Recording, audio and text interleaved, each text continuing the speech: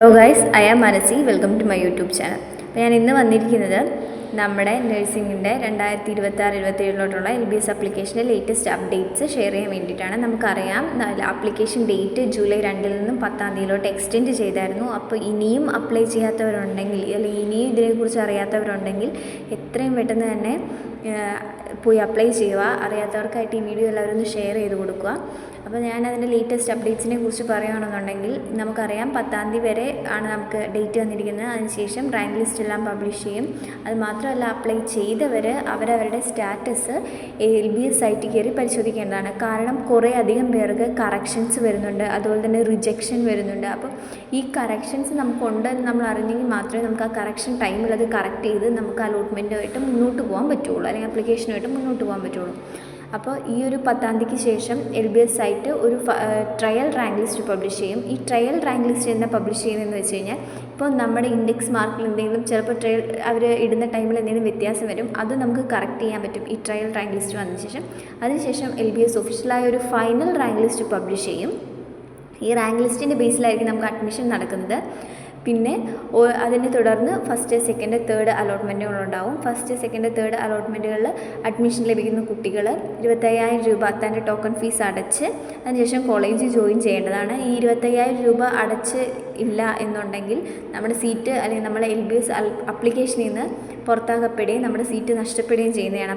ഇപ്പോൾ ഗവൺമെൻറ് കിട്ടിയാലും അല്ലെങ്കിൽ പ്രൈവറ്റ് കിട്ടിയാലും, ഇപ്പോൾ ഗവൺമെൻറ് കിട്ടണമെന്നുണ്ടെങ്കിലും നമ്മൾ ആദ്യം കിട്ടുന്ന കോളേജിൽ ജോയിൻ ചെയ്തതിന് ശേഷം പിന്നെ നമുക്ക് ഹയർ ഓപ്ഷൻ കൊടുത്ത് വെയിറ്റ് ചെയ്തിട്ട് അഡ്മിഷൻ എടുക്കാവുന്നതാണ്. എന്തായാലും അഡ്മിഷൻ എടുക്കണം. പിന്നെ ഇതിൻ്റെ റാങ്ക് ലിസ്റ്റ് എന്ന് പബ്ലിഷ് ചെയ്യും, അലോട്ട്മെൻറ്റ് എന്താണ്, അങ്ങനെയുള്ള കാര്യങ്ങളെക്കുറിച്ച് ഞാൻ തൊട്ട് മുന്നേ ഒരു വീഡിയോ ചെയ്തിട്ടുണ്ട്. അപ്പോൾ അത് കാണാത്തവരുണ്ടെങ്കിൽ അത് ചെന്ന് കാണാം. ഞാൻ അതിൻ്റെ ലിങ്ക് ഇതിന് താഴെ കൊടുത്തേക്കാം. പിന്നെ പറയാനുള്ളതെന്ന് വെച്ച് കഴിഞ്ഞാൽ, മാർക്ക് കുറച്ച് കുറവുള്ള കുട്ടികളുണ്ട് എന്നുണ്ടെങ്കിൽ, അതായത് ഇവിടെ കിട്ടാൻ ചാൻസ് ഇല്ല എന്ന് വിചാരിച്ചിരിക്കുന്നവരുണ്ടെങ്കിൽ പുറത്തൊരു സീറ്റ് ബുക്ക് ചെയ്തിടുക. അതും നമ്മൾ വളരെയധികം ശ്രദ്ധിച്ച് വേണം ബുക്ക് ചെയ്യാൻ വേണ്ടിയിട്ട്. അല്ല, നമ്മളൊരു ഫേക്കായിട്ടുള്ള ഏജൻസി വഴിയൊക്കെയാണ് ബുക്ക് ചെയ്യുന്നത്, നമുക്ക് ഫിനാൻഷ്യലി ലോസ് ഉണ്ടാവാൻ ചാൻസ് ഉണ്ട്. സോ നല്ലൊരു ഏജൻസി വഴി അല്ലെങ്കിൽ നേരിട്ട് തന്നെ പോയി അഡ്മിഷൻ എടുക്കാൻ പറ്റുമെങ്കിൽ അങ്ങനെ തന്നെ പുറത്തേക്ക് ചെന്ന് അഡ്മിഷൻ എടുക്കാൻ ശ്രമിക്കുക. അതായിരിക്കും കുറച്ചുകൂടെ നല്ലതായിട്ടുണ്ടാവുക. പിന്നെ കുറേ പേരുടെ ഒരു സംശയമാണ്, നമുക്ക് അറ്റ് എ ടൈം ഇപ്പോൾ ഈ കോഴ്സും കോളേജും സെലക്ട് ചെയ്യുന്ന ടൈമിൽ നമുക്ക് ഒന്നിൽ കൂടുതൽ കോഴ്സുകൾ സെലക്ട് ചെയ്യാൻ പറ്റുമോ എന്നുള്ളത്. ഉറപ്പായി നമുക്ക് സെലക്ട് ചെയ്യാം. അതായത് ഇപ്പോൾ BSc നഴ്സിംഗിന് താല്പര്യമുള്ളൊരു കുട്ടി നഴ്സിംഗിന് വെക്കാം. കൂടെ അഡീഷണലി വേണമെങ്കിൽ നമുക്ക് MLTക്കോ അല്ലെങ്കിൽ ഒപ്റ്റിയോമെട്രിക്കോ അതുപോലുള്ള മറ്റു കോഴ്സുകൾക്കെല്ലാം തന്നെ വെക്കാൻ സാധിക്കുന്നതാണ്. അതിലൊരു യാതൊരു കുഴപ്പവുമില്ല. എത്ര കോഴ്സുകൾ വേണമെങ്കിലും എത്ര കോളേജുകൾ വേണമെങ്കിലും നമുക്ക് LBS സൈറ്റ് വഴി സെലക്ട് ചെയ്ത് അപ്ലിക്കേഷൻ കൊടുക്കാവുന്നതാണ്. അപ്ലിക്കേഷൻ കൊടുക്കുന്ന ടൈമിൽ നമ്മുടെ മാർക്കിനനുസരിച്ച് നമുക്ക് ഏത് കോളേജിലാണോ കിട്ടാൻ ചാൻസ് കൂടുതലുള്ളത് എന്നുള്ളതെല്ലാം നോക്കിയിട്ട് വേണം നമ്മൾ അപ്ലൈ ചെയ്യാൻ വേണ്ടിയിട്ട്. നമ്മുടെ റാങ്ക് അല്ലെങ്കിൽ നമ്മുടെ മാർക്ക് കയറിയിട്ടുള്ള കോളേജുകൾ വെച്ച് നോക്കി നമുക്ക് കയറാവുന്നതാണ്. ഇനി മാർക്ക് കുറച്ച് കുറവുള്ള കുട്ടികൾ, കേരളത്തിൽ തന്നെ പഠിക്കണമെന്ന് നിർബന്ധമുള്ള കുട്ടികൾക്ക് ഇപ്പോൾ NRI വഴി കയറാൻ പറ്റും എന്നുണ്ടെങ്കിൽ അങ്ങനെ നോക്കാവുന്നതാണ്.